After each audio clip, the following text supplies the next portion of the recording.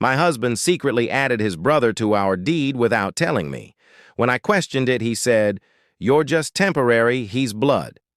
Days later, I was served an eviction notice. I watched them toast as I packed my boxes.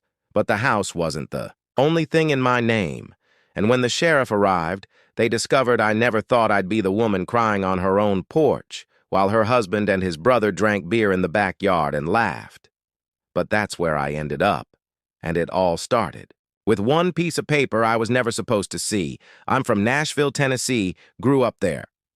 Lived there my whole life. I met Marcus when I was 25.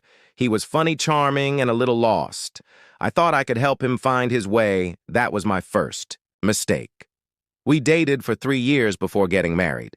During that time, I worked full-time at a dental office while doing side jobs cleaning houses. Marcus bounced between jobs: HVAC, auto repair, warehouse shifts. Nothing ever stuck.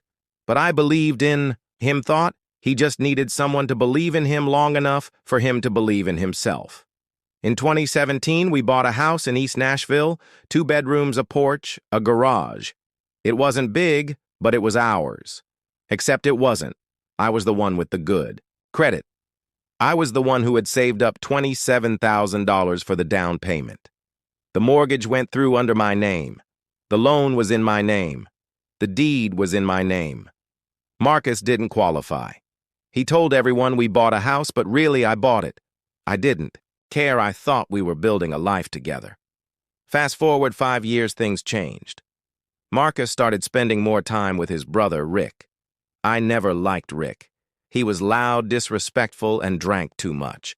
Always talking about how women these days don't respect real men. I avoided him when I could, but he started showing up at our house every other night. At first, I didn't think much of it, but Marcus started changing. He got colder, meaner, less patient.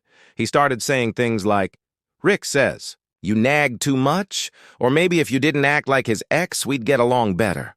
I asked him one night, "Do you even want to be married to me anymore?"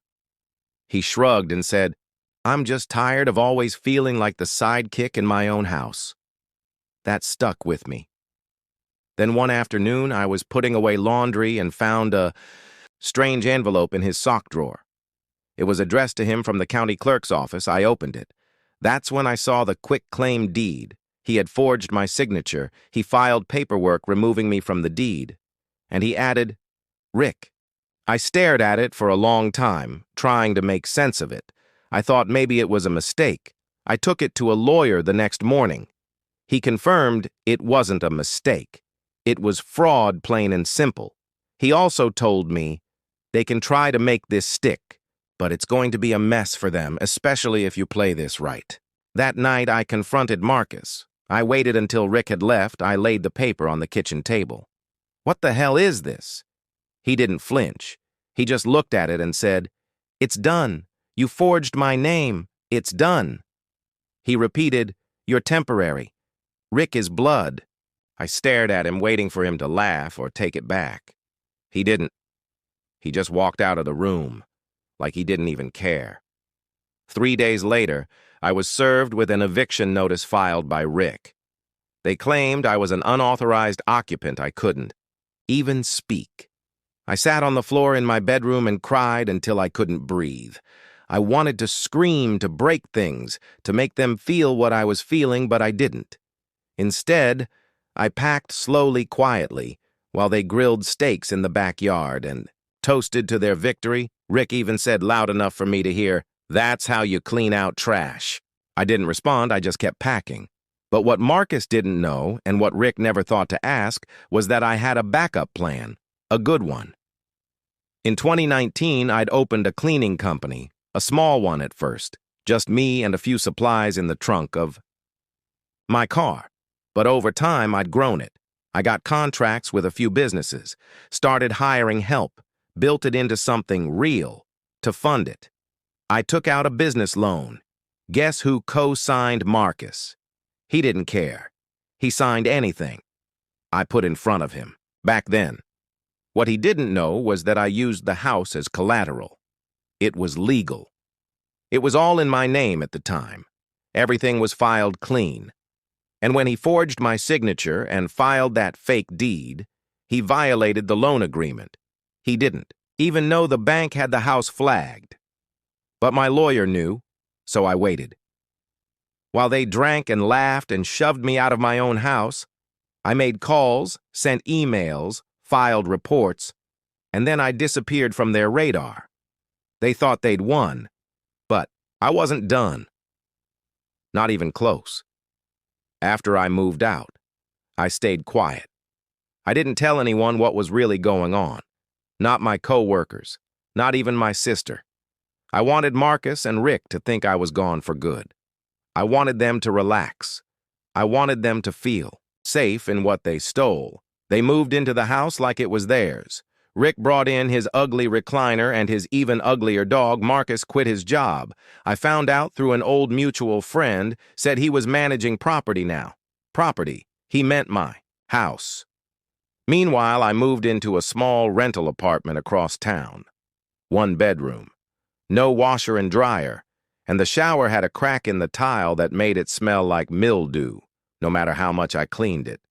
But I didn't care. I didn't decorate. I didn't even unpack half my boxes. I was focused on one thing: setting the trap. Here's the thing. When Marcus changed the deed, he made 2 major mistakes. 1, he forged my signature. That alone was enough to open a criminal case. 2, he failed to report the change to the business loan lender. That triggered a full review when my lawyer flagged it. What Marcus didn't know and wouldn't care to understand is that even though I wasn't on the deed anymore, I still had legal financial interest in the property because of the lien, and the lien was still valid. In fact, his little trick made it worse for him. So the bank started the process.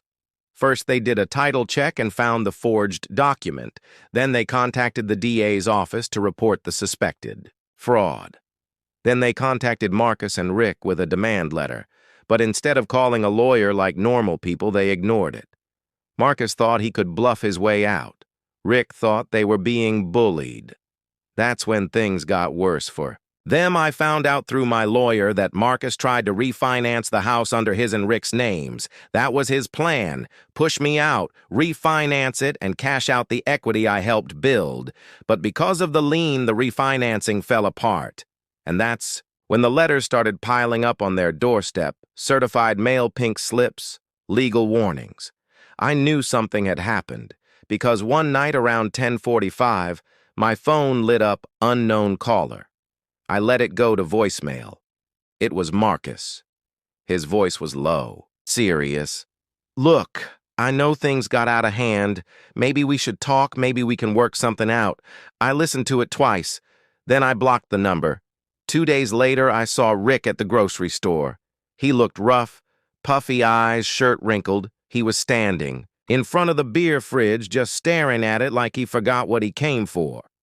He didn't see me, but I followed him from a distance. He checked out with a 6-pack and a money order. A money order addressed to the county clerk's office. I smiled. They were trying to scramble, but it was too late.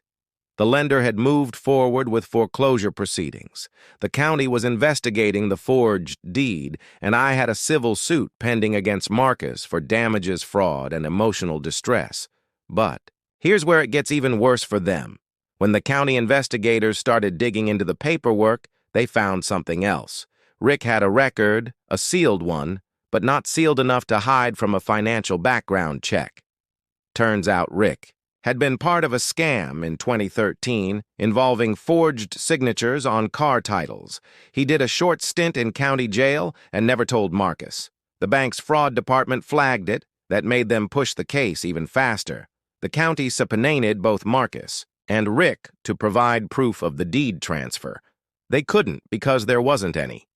They sent in a statement claiming the signature was legit but rushed. The investigator called me in. He laid everything on the table. "You sure you want to pursue this fully?" he asked me. "We can settle this fast if you're willing to negotiate." I looked at the pile of evidence: emails, deed copies, text messages. I forwarded the voicemail Marcus left. "No," I said, "I wanted on record everything." And then just when I thought it couldn't get better, I found out about the IRS audit. Apparently, Marcus never reported the cash he made from some side work the past 3 years, and when he filed the quick claim deed, the system flagged his name for a cross-jack. They opened a case. It was a slow bleed, one that was going to get a lot worse, and I was just getting started. About a month into all of this, the pressure started to show. I got a call from a blocked number. I usually let those go, but I answered this time. It was Rick's ex, Sherry. We barely knew each other, but she said she needed to talk. We met at a diner near the highway halfway between our neighborhoods. She looked tired, like she hadn't slept in days. Her nails were chipped. Her lipstick was smudged. She slid into the booth and said, "You're not the only one they screwed over." I didn't say anything. She pulled out her phone and showed me screenshots, texts from Rick to her bragging about how they were kicking the queen off her throne and flipping the house for 6 figures. There were also screenshots of Rick texting someone named Pete, a guy I didn't know, asking for help clearing out any liens before the house sells. That's when I realized it wasn't just about getting me out. They were trying to sell the house behind my back. Rick had a buyer lined up. Pete was supposed to handle the paperwork. They wanted to unload it quick and get the cash before the fraud caught up with them, except the lien stopped everything. The buyer backed out when the title check came back dirty. Pete went quiet and Rick started, threatening Sherry, blaming her for not keeping quiet about his past. She was scared. She told me Rick had started drinking more, getting violent again. She'd left him years ago for that exact reason. I told her to send the screenshots to my lawyer. She agreed. Saeed, she wanted to see them both crash and burn. I didn't expect what happened next. That same night, someone tried to break into my apartment. They didn't get in. I had a deadbolt and a security camera, but they tried. The footage showed a man in a hoodie pacing outside my door around 2:30 a.m. then trying the knob. He didn't have a mask. His face was turned just enough toward the camera for me to recognize him. Marcus. I sent the footage to the police and my lawyer that gave me enough to file a restraining order. They served it 2 days. Later, right on the front lawn of my house, Rick was out there too, drinking a beer. He tried to get in the officer's face, shouting that it was his property now. The officer ignored him and handed Marcus the papers. That same week, I got a letter from the county DA's office. They were opening a formal investigation into the forged deed. I wasn't just a civil complainant anymore. I was the main witness in a criminal case that made everything move faster. The lender pushed for foreclosure. The county pushed for criminal charges, and I pushed for blood. Then I got a call that made everything click. My realtor friend Holly called me and said, "Hey, weird question, but did you sell your house?" Because someone called me asking about listing it, and your name came up. I told her everything. She paused, then said, "You know what? I think I know who called me." Rick used a fake name, but his voice, I swear it was him. They were still trying to sell the house. Even with the lien, even with pending charges, they didn't care, or they were desperate. Probably both. Then came the biggest twist of all, I found out. Rick had taken out a loan, a private loan from a guy known around town for lending cash to people who can't get bank approval. Rick used the house as security, but he didn't own it. He promised this guy he'd have the title cleared within 60 days. He signed a contract. And this guy, he was not the type you mess with. Now, there was another player in the game, one who didn't care about legal paperwork or deeds. He cared about getting paid. When I told my lawyer, he paused and said, "Let them keep digging. You stay out of it for now. Just watch." So that's what I did. I watched. I waited. I stayed quiet. But I knew one thing for sure. They thought they were about to lose the house. They had no idea what else was coming. About 3 weeks after I found out about the loan Rick took from that shady lender, things started to unravel fast. My lawyer called me one morning while I was having coffee at the kitchen counter of my tiny rental. "You're gonna want to be home today," he said. "There's movement on the house." I stayed inside with the blinds down and my phone in hand. At exactly 2:42 p.m., I got a motion notification from the security camera I'd left wired at the back of the old house. I never disconnected it. It was still under my business account. Marcus. And Rick never bothered to check. I pulled up the feed. A black SUV pulled up to the house. 3 men stepped out. One was wearing a plain polo and jeans. 2 were dressed in black, all black gloves, boots, no smiles. They didn't knock. They walked around. The back said something to Rick, who was sitting shirtless on a lawn chair, then pointed at the house. Rick stood up fast, looked confused, then pissed. One of the guys handed him a folded piece of paper. Rick read it, then threw it down, shouting, "Marcus!" Came out next, phone in hand, probably calling the lender. He started pacing. The men waited. After 5 minutes, they walked into the house. Not like cops, like owners. They weren't there to ask, they were there to collect. That was the private lender's crew. And their contract didn't care about court schedules. They had a claim on the property through Rick's signature fraud or not. They were there to force his hand, and it worked. Marcus and Rick both left that night. I don't know where they went, but that SUV stayed parked outside for 2 more days. The very next morning, the county officially froze the property due to ongoing fraud investigation. The sheriff's office posted a large yellow notice on the door. Property under investigation.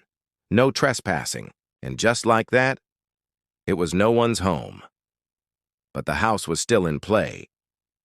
By that point, the foreclosure had finalized. The house went to auction. I showed up quiet. Clean, dressed in jeans and a plain sweater, sat in the back and waited. A few people. I raised my paddle once and bought it through my LLC with cash. I didn't even blink when the gavel dropped. The clerk came over with the deed paperwork. "You'll need to sign and pick up the keys by Friday." "I already have a key," I said, smiling. 3 days later, I changed the locks, and while I was at it, I changed the entire damn story. I had the front porch repainted, the yard, reseeded, the garage cleaned out, and turned into a workspace for a local program that hires women coming out of domestic violence shelters. My company now partnered with them, directly offering jobs, housing, and training. The first tenant I placed in that house, her name was Beth. She had 2 daughters and a restraining order against her ex. She cried when she walked into the house, said it felt like a real home. I didn't cry, but my chest hurt in that good full way. But we're not done yet. Remember the DA's investigation? Marcus and Rick were both indicted: forgery, filing false documents, attempted real estate fraud. And in Marcus's case, breaking and entering from the night, he tried to get into my apartment. Marcus took a plea deal, got 2 years probation and community service, had to attend a mandatory ethics course, which I still laugh about. Rick didn't take the deal. He thought he could beat it. He didn't. He got 18 months in county lockup. But karma wasn't done with either of them. The shady lender. He sued Rick in civil court for breach of contract. Rick had no money. The court ruled against him. His truck was repossessed. His accounts were frozen. His credit was ruined for the next decade. Marcus lost all his job prospects. No one wanted to hire someone with a fraud case on their record. Last I heard, he was sleeping on someone's couch out in Antioch, still blaming me for taking it too far. But here's where it hit me hardest. My lawyer, after everything wrapped up, sat me down and asked, "Do you want to pursue restitution?" That meant going after Marcus personally for every dollar I'd lost. Lawyer, fees, moving, costs, emotional damages. I thought about it and I said no, because what I wanted more than money was to be done with them. What they did, they'll never outrun it. Their names are on court records, their faces are online. They lost their home, their jobs, and the respect of anyone who knows the truth. And me, I bought a second property last month, another fixer-upper. This one's for women who need a place to start over with their kids, and sometimes late at night I drive by that old house. Beth's girls put pink flamingos in the yard. There's always a toy scooter by the steps. It looks nothing like when I lived there, and that's the best part. Because that house, that was never just a house. It was my warning shot and my answer. To Marcus's words, I was never just temporary, I was the whole damn storm.